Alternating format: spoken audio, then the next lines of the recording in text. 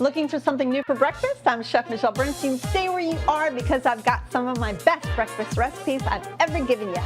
So have another cup of coffee and join me here on SoFlo Taste.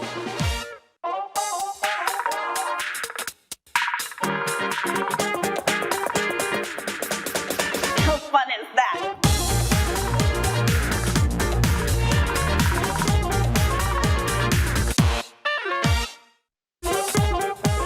Taste buds from the Goya Kitchen here at J World in Coconut Creek. I'm Michelle Bernstein.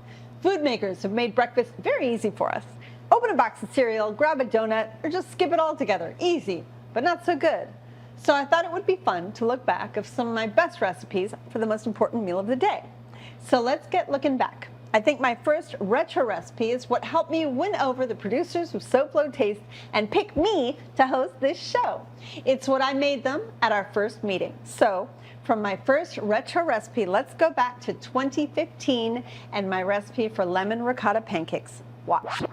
So I love ricotta pancakes, and a lot of times people cook brunch for moms. So I thought ricotta pancakes would be the perfect way to start these recipes off today. So for all the dry ingredients, I've got all-purpose flour, some sugar, some kosher salt, baking powder, and baking salt. Go ahead and mix all the dry ingredients together first, and then let's go ahead and work on the wet ingredients. So here I have ricotta, some fresh squeezed lemon juice, some lemon zest, a little melted butter, and a couple of egg yolks, and finally a little bit of milk. And let's mix that together. All right. Here I've got egg whites. I already started a little bit. You're going to go ahead and whip this until they become nice and stiff.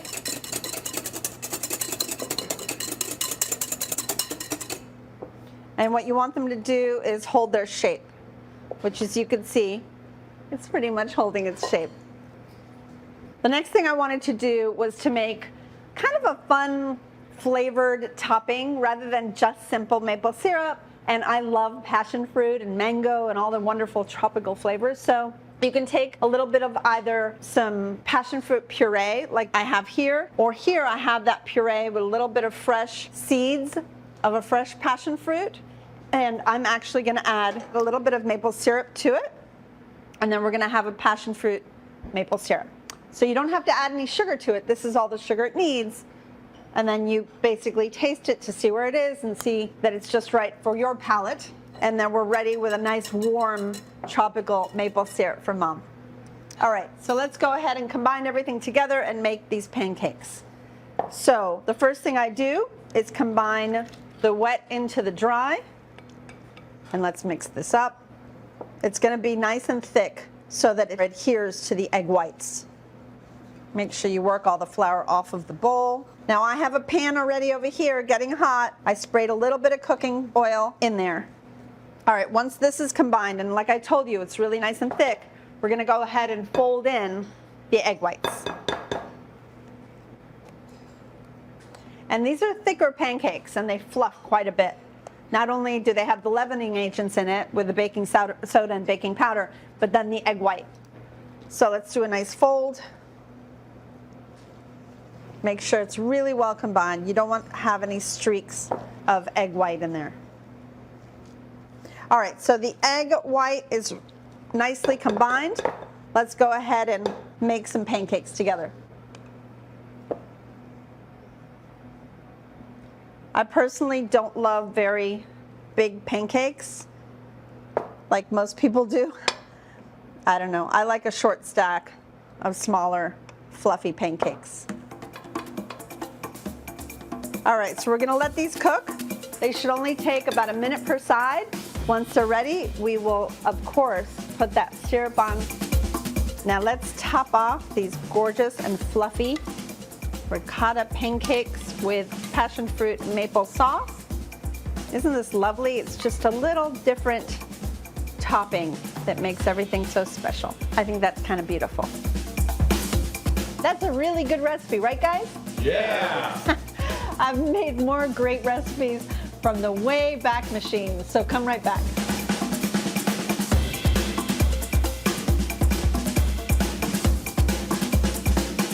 There's still more from the Goya Kitchen at J.A. World and Michelle.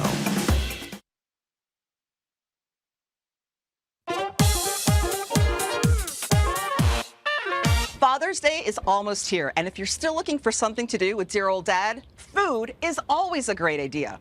I'm Melinda Harper for SoFlo Taste at P.F. Chang's, and we're going to head inside to take a look at their celebration menu. Come on. We are in the kitchen here at P.F. Chang's with Executive Chef Octavio Obando, and he's here to show us how they make their #1 best-selling appetizer, and one of my personal favorites, lettuce wraps. Chef, thank you, Melinda. Take it away. Typically, we're going to start with a bao sang. Got it. Drop our automatics in a wok. Woo! That's hot. We're going to drop our chicken mix in there, and we're going to add our sauce right now. Okay. We finish the dish off with a dash of our blended sesame oil. Give it that extra flavor. This is fantastic. And we're going to plate the food right now. And top it off with our lettuce cups. Beautiful. I cannot wait to eat this.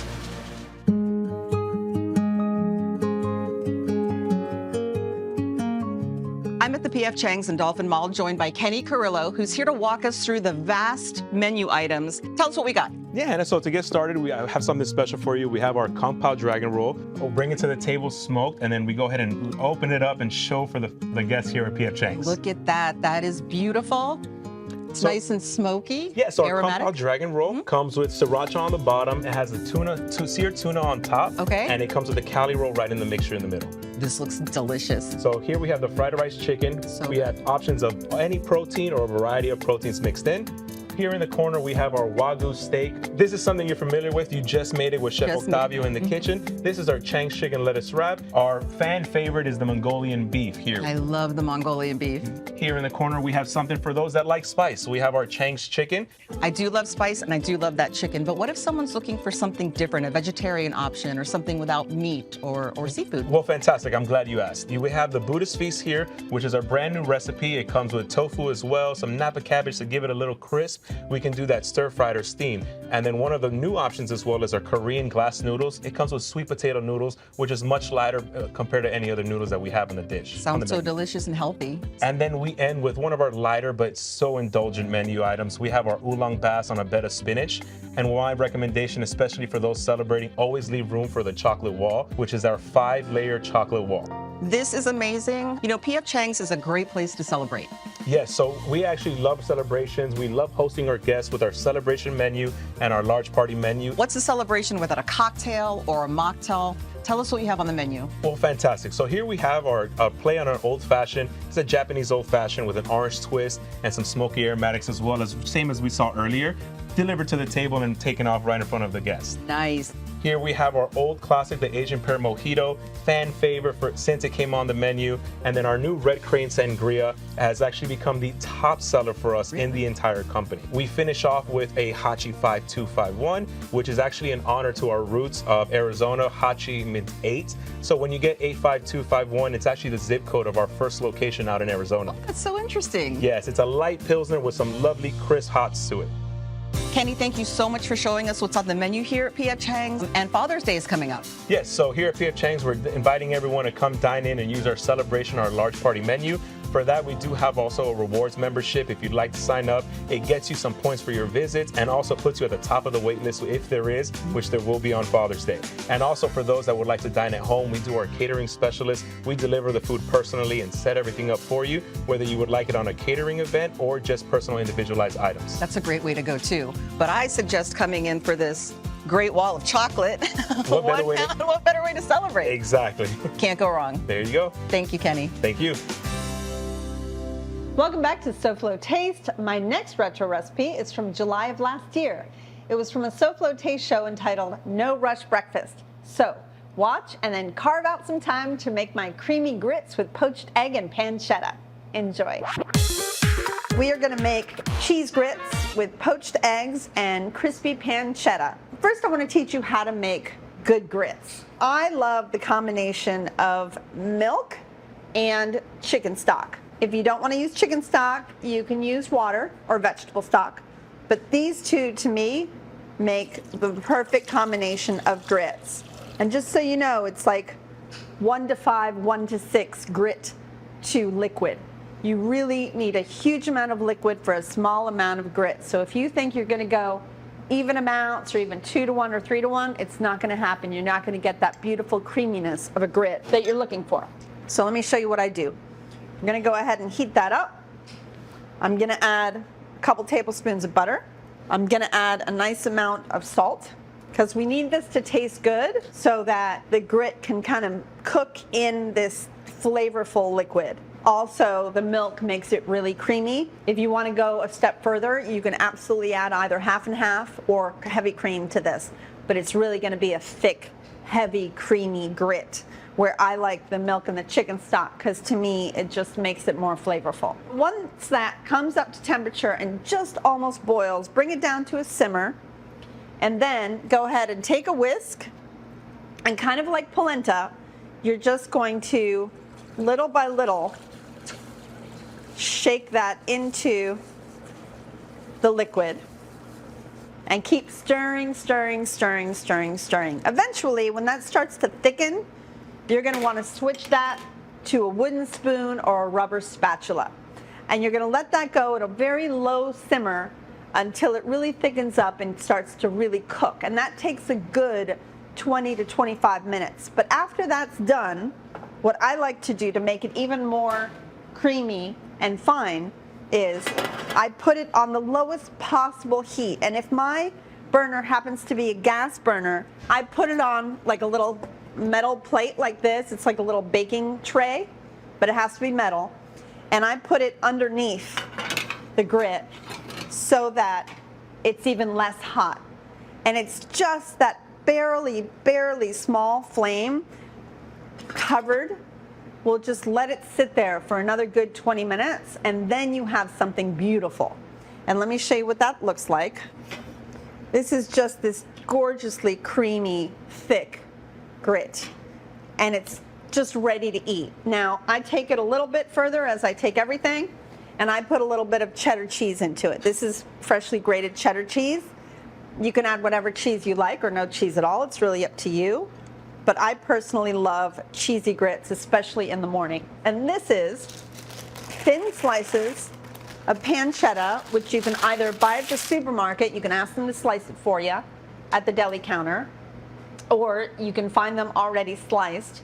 Put them on a piece of parchment paper, lay them out, put another piece of parchment paper on top of it, and then another cookie sheet or sheet pan sitting on top of that. Cook it at about 375 until it turns this beautiful golden color, and then remove carefully the hot pan and the sheet of paper over it and let them cool, and they just crisp up beautifully.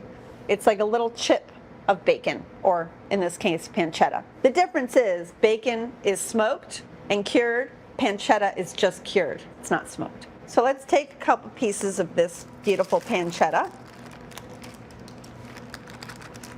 I used coarse grits today. Doesn't matter where you get them or what brand they are, but really good old-fashioned coarse grits, there's nothing like it. If you get instant grits, then follow your package instructions for instant grits. It doesn't cook as long as these stone ground grits, but it also will never be as good, just so you know. All right, last part of this puzzle. Let's go ahead and poach an egg for the top of this recipe. And I wanted to show you something interesting that I was reading about. You know, eggs are interesting. They have the albumin, they have the white around them, they have the yolk in the center, and then they have this kind of watery stuff in there too that we all think is part of the egg white. However, it's not. It's looser, it's thinner, and it's more liquid. And it's usually the part that foams up and kind of comes off when you're poaching an egg. So instead of getting all fancy and putting vinegar in your water and doing all that, all you have to do is put an egg, crack it open, onto a strainer. And guess what I have down here? All that white part that we don't like to eat very much.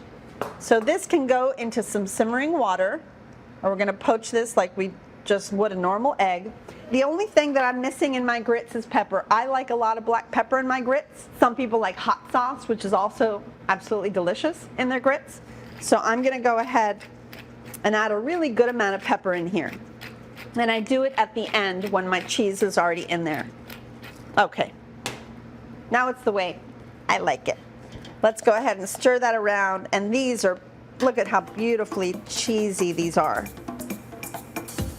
Good stuff. All right, let's take a bowl and fill it with these gorgeous grits. I've got my beautiful cheese grits with lots of black pepper. I'm gonna place the egg strategically right in the center, take that crispy pancetta, and adorn that beautiful egg. Oh yes, it's a perfect Southern breakfast. Absolutely delicious.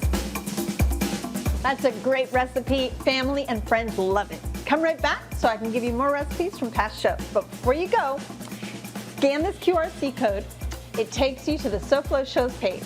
There you'll find all my recipes and previous shows. Now come right back.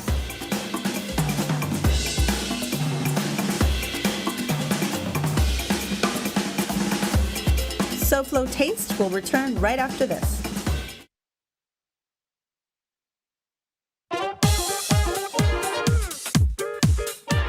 Coming up right after SoFlo Taste, it's SoFlo Home Project with me, Elena Capra, so stay tuned. Welcome back to SoFlo Taste and my recipes from breakfast past. As I almost always am, I'm here at the wonderful JA World in Coconut Creek, a great place dedicated to our children. For more information, go to jasouthflorida.org or call 954-979-7100. Now back to the food. This next recipe is a breakfast bowl, and just wait till you see what I put in it. Here it comes. The next thing I wanted to show you was a quick little bowl. I've already made some sticky rice. There is sushi rice that I cooked in this pot.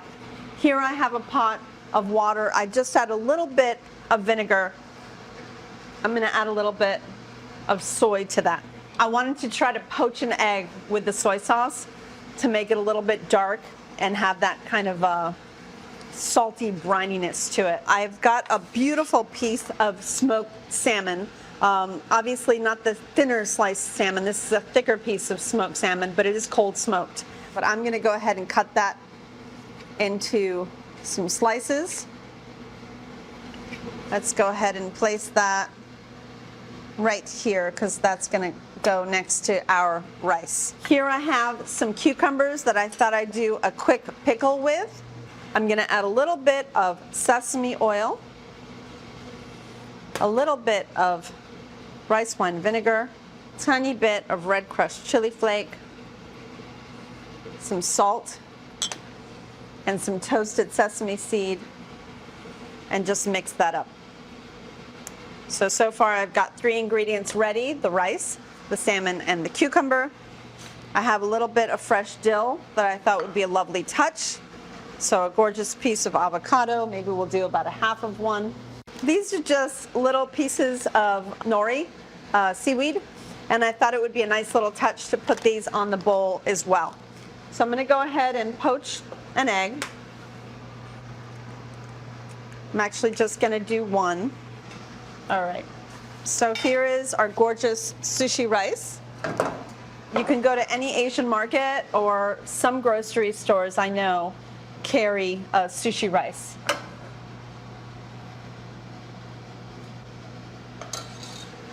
So we've got rice down. We've got our beautiful smoked salmon.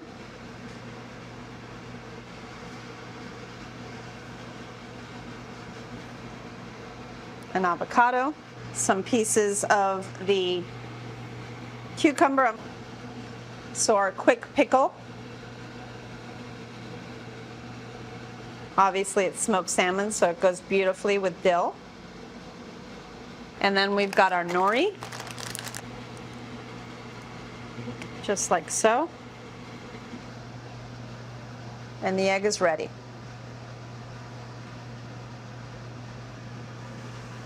So I'm going to place the egg right in front of the nori. Do a little sprinkle of soy. Maybe a little drizzle of sesame on this side, not touching the salmon. Some big salt around this side. And there you have it, a beautiful and rather delicious and very healthy power breakfast for your family. That's a great power breakfast full of good stuff. You gotta try it. Come right back.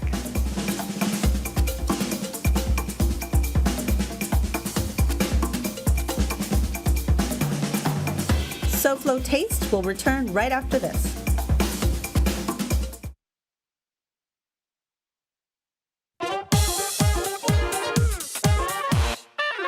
Well, I hope you've liked looking back and bringing back some great breakfast recipes from SoFlo Taste of the past.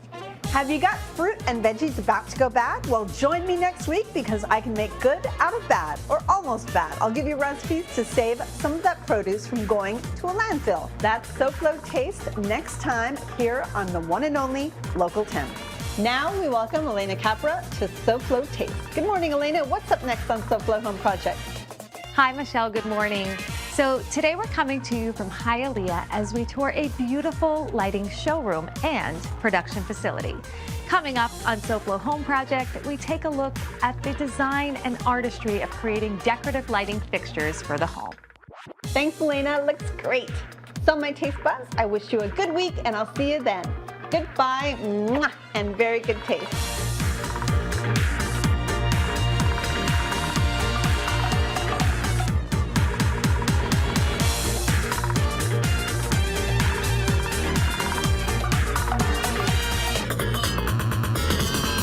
Come and get it again.